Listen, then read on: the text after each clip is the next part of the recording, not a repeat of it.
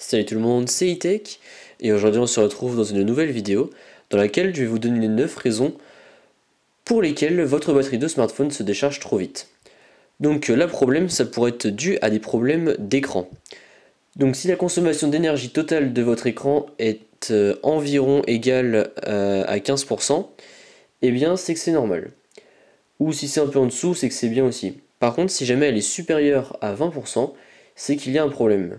Donc soit le constructeur va déployer une mise à jour, soit c'est à cause de votre luminosité. Personnellement, je vous conseille de laisser la luminosité s'adapter à la lumière ambiante, comme ça on n'a pas besoin d'y toucher sans arrêt. Là, moi, vous voyez que mon pourcentage d'utilisation de batterie de mon écran est de 11%, donc vous voyez que là je suis bien, je n'ai pas de problème en particulier. La deuxième raison, ça peut être tout simplement une mise à jour qui a mal tourné. C'est rare, mais il se peut qu'après une mise à jour, vous pouviez avoir des problèmes de batterie. Donc pour voir si c'est votre cas, vous allez dans les paramètres, donc vous allez dans paramètres, vous allez dans cet onglet là batterie, et après vous allez dans système Android. Et si c'est plus de 4% de la consommation, c'est qu'il y a un problème. Bon, enfin, si vous tournez autour des 4%, ça va encore. En gros, entre 4 et 6, ça va encore. Mais cependant, si jamais ça dépasse, c'est qu'il y a un problème. Donc soit il faut attendre un correctif de mise à jour, mais sinon il n'y a pas de solution miracle, quand vous avez ce problème-là. La troisième raison, c'est l'utilisation d'une application gourmande. Donc là, vous voyez, en haut, je n'ai pas d'application. Bon, en même temps, c'est normal, ça fait quelques jours que je n'avais pas utilisé mon Nexus. Cependant, si vous avez des applications et qu'elles sont dans les premières, c'est qu'elles consomment de trop. Par exemple, l'application Facebook est réputée pour consommer énormément. Et même malgré certaines mises à jour, elle consomme toujours autant. Mais cependant, maintenant il y a des applications qu'ils appellent allégées ou light, et en fait ça utilise moins de batterie. Donc soit vous installez ces applications light, ou alors vous supprimez carrément l'application qui consomme trop de batterie, et votre smartphone vous en remerciera. La quatrième raison, c'est que si vous faites l'utilisation d'une application de gestion d'énergie. Vous savez, ces applications genre Battery Saver ou les trucs comme ça, mais en fait, ces applications qui disent améliorer la batterie de votre smartphone sont en fait celles qui vont en consommer le plus. Donc je vous déconseille fortement d'en installer une. La cinquième raison, c'est si vous utilisez des applications qui ferment automatiquement les applications en tâche de fond, ou bien qui nettoient les applications.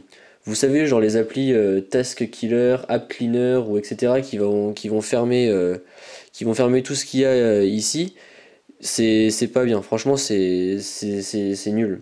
Parce qu'encore une fois, ça apporte rien de bon. Il faut jamais enlever les applications en tâche de fond, sauf si jamais une application bug, mais sinon non. Parce que si on laisse tourner une application en tâche de fond et qu'on va la réouvrir, on va passer directement par la RAM. Et donc on va gagner de l'énergie, pardon. Alors que si on ferme on ferme l'application, bah, tout le processus de la RAM devra recommencer et donc ça va pomper encore plus de batterie. Donc la sixième raison, c'est si certaines apps peuvent se mettre à pomper de la batterie du jour au lendemain. Et alors ça en fait c'est dû aux mises à jour, c'est très rare encore une fois, mais bon c'est dû aux mises à jour des applications. Par exemple, imaginons que demain Snapchat va se mettre à jour, et j'envoie 2-3 snaps et je vois que ça m'a pompé 15% de ma batterie. Et bien c'est tout simplement que les développeurs ont oublié d'améliorer l'application pour faire en sorte qu'elle ne consomme pas de batterie. Voilà. Encore une fois, pas de solution miracle, c'est juste soit vous attendez, vous n'utilisez plus l'application et vous attendez un correctif, ou bien vous supprimez l'application, vous supprimez pardon l'application en attendant un correctif. La septième raison, c'est que votre chargeur peut être défectueux. Donc avec le temps, les chargeurs sont moins efficaces, et on le sait.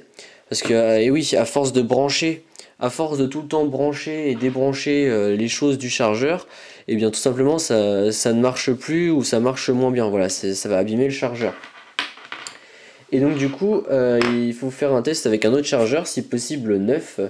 Et si votre batterie tient plus longtemps, et bien c'est que vous avez trouvé la solution. La huitième raison, c'est l'utilisation d'un chargeur qui n'est pas adapté. Donc il est possible que vous utilisiez des chargeurs qui ne correspondent pas à votre téléphone. Par exemple, imaginons que vous utilisiez un chargeur, je dis n'importe quoi, 16 volts alors que votre téléphone n'en supporte que 12, et bien le téléphone va chauffer et c'est pas du tout bon pour lui. Regardez bien avant d'acheter un chargeur qu'il est bien aux normes européennes, etc. Et évitez d'acheter des chargeurs à bas prix. Parce que d'accord, c'est bien d'économiser un peu d'argent, mais c'est souvent eux qui sont la cause des smartphones qui explosent ou des smartphones qui prennent feu, comme on le voit souvent dans les news. Et la neuvième raison, c'est peut-être que tout simplement votre batterie est morte. Donc de nos jours, les batteries, eh bien, elles ont des cycles de chargement. Et donc il se peut que ça soit la fin de vie de votre batterie. Par exemple, vous voyez là à ma gauche, j'ai une batterie d'iPhone 5 et vous voyez que, je sais pas si vous voyez bien, mais elle est quand même bien déchirée quoi. Elle est plus plate, il y a des trucs qui ressortent. Là derrière, pareil, elle est toute froissée comparée à cette batterie-là. Bon, celle-là, elle a un peu souffert aussi, mais bon, beaucoup moins que celle-ci. Et celle-ci, je me rappelle quand je l'ai changée, l'iPhone 5 tenait à peine une demi-journée quoi, en batterie. Alors qu'une fois changé avec une nouvelle batterie, eh bien l'iPhone tenait, bon pas la journée parce que voilà, mais bon tenait presque le double de ce qu'il avait avant avec sa vieille batterie quoi. Donc voilà, c'est peut-être tout simplement la cause de la batterie que ça vient. Donc dans ces cas-là, trois solutions s'offrent à vous. Soit vous achetez une batterie neuve et vous tentez de la réparer par vous-même, soit vous l'amenez chez un réparateur, ou solution radicale mais qui vous coûtera plus cher, vous achetez un nouveau smartphone.